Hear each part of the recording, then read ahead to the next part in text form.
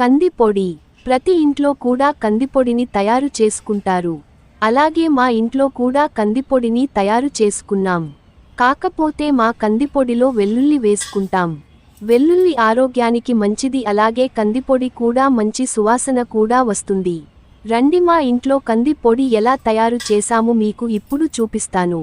KG కందిపప్పుకు 500 గ్రాములు పెసరపప్పు, 500 గ్రాములు శనగపప్పు, 250 గ్రాములు చట్నీ పప్పు, 50 గ్రాములు జీలకర్ర, మిరియాలు 10 గ్రాములు, ఇంగువ 2 స్పూన్లు, 150 గ్రాములు ఎండు మిరపకాయలు, ఉప్పు తగినంత, వెల్లుల్లి 100 గ్రాములు. మీకు కావాలంటే వేసుకోవచ్చు లేదంటే మానేయవచ్చు. కందిపప్పు, శనగపప్పు, పెసరపప్పు, చట్నీ పప్పు ఈ పప్పులన్నింటినీ పచ్చివాసన పోయే వరకు వేయించుకోవాలి.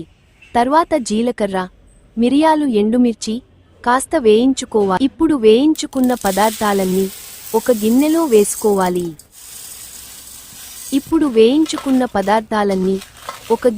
వేసుకోవాలి. గిన్నెలో వేసుకున్న తర్వాత వాటన్నిటిని కలిపేసుకున్న పదార్థాలన్నీ మిక్సీ గిన్నెలో వేసుకొని మిక్సీలో పౌడర్ చేసుకోవాలి.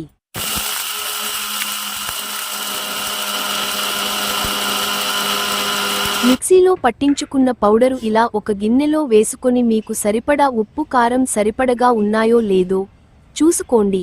సరిపోకపోతే ఉప్పు కొద్దిగా ఎండుమిర్చి పౌడర్ తీసుకొని కలుపుకుంటే సరిపోతుంది.